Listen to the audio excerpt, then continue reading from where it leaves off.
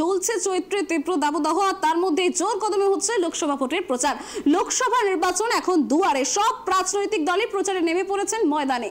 মাথার উপর চাঁদে পাটা সূর্যের তাপ নিয়ে এখন প্রচার শুরু হয়েছে। ঝাড়গ্রাম লোকসভা কেন্দ্রে ঘাসফুল, গেরুয়া শিবির ও বাম কেউই পিছিয়ে নেই প্রচারে। তীব্র দাবদাহের মধ্যে প্রচার চালাচ্ছেন প্রার্থীরা। শনিবার ঝাড়গ্রাম জেলা জুড়ে চলল প্রার্থীদের প্রচার। কালীপদ সরেন, তিনি ঝাড়গ্রাম লোকসভা কেন্দ্রের তৃণমূল প্রার্থী। তীব্র দাবদাহকে উপেক্ষা করে প্রচারে বেরিয়ে পড়েছেন। শনিবার সকাল থেকে ঝাড়গ্রাম শহরের বিভিন্ন ওয়ার্ডে প্রচার করেন তৃণমূল প্রার্থী।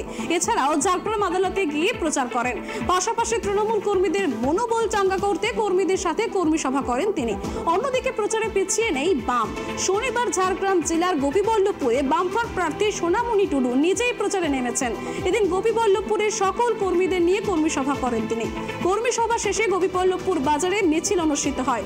অন্যদিকে গেরুয়া শিবিরের প্রার্থী প্রণব টুডুও প্রচারে নেমে পড়েছেন শনিবারে বিভিন্ন জায়গায়। লোকসভা নির্বাচনের আগে শক্তি বৃদ্ধি করল বিজেপি। গোপীবল্লভপুরের নির্বাচনী কার্যালয়ে তৃণমূলের প্রাক্তন প্রধান সহ প্রায় 500টি পরিবার নির্দল ছেড়ে বিজেপিতে যোগদান করেন এদিন।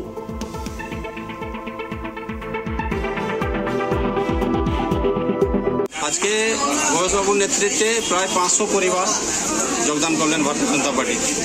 কি দায়িত্বে ছিলেন এর আগে? বয়সবাবু তৃণমূলের অঞ্চল সভাপতি ছিলেন, তার আগে প্রধান ছিলেন। আর উনি একটা নয়াগ্রামের অনেক প্রভাবী নেতা। উনি ভারতীয় জনতা পার্টিতে এসেছেন, নিশ্চিতভাবে আমাদের পার্টির সংগঠনের লাভ হবে। আজকে মূলত আমাদের যে কর্মসূচি আছে, এটা আজকে আমরা 9:30 থেকে আরম্ভ করেছি।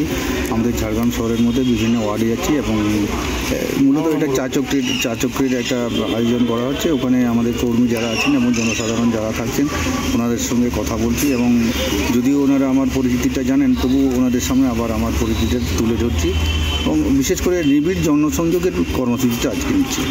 কতটা সাড়া পাচ্ছেন?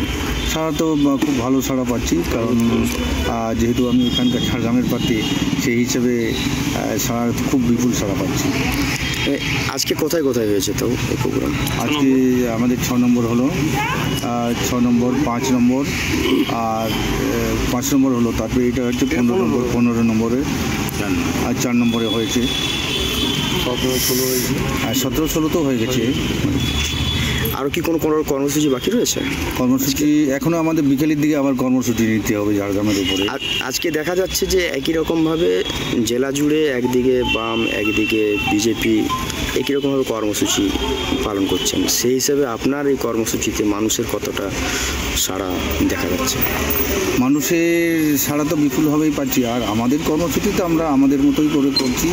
বিশেষ করে দিদির যে প্রকল্পগুলো উনি আমাদের পশ্চিমবঙ্গবাসী হিসেবে জনগণের জন্য জানিয়েছেন, সেই কর্মসূচিটাকে আমরা সেক্ষেত্রে মূলত সেটা সামনে রেখে আমরা কর্মসূচি জানিয়েছি এবং জনসাধারণের সচেতনতা বৃদ্ধি করছি, যাতে জনগণ উদ্বুদ্ধ হয় এবং দিদিকে ভোট দেয়।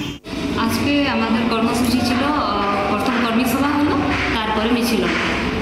কতটা জয়ের আশাবাদী? 100%। এই যে প্রচণ্ড গরম, কীভাবে দলীয় প্রচার সারছেন?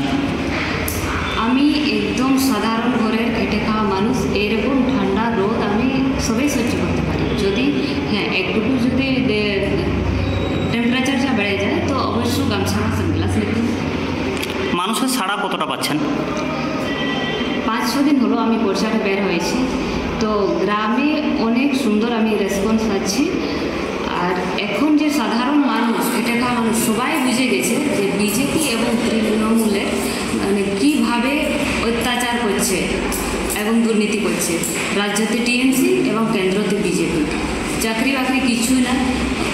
বেঙ্গলের অবস্থাটা যদি দেখবেন, ওয়েস্ট বেঙ্গলের অবস্থা, সে কাজ বলতে কিছু নেই। বেকার যুব যুবতী পড়ে আছে, কাজ পাচ্ছে না।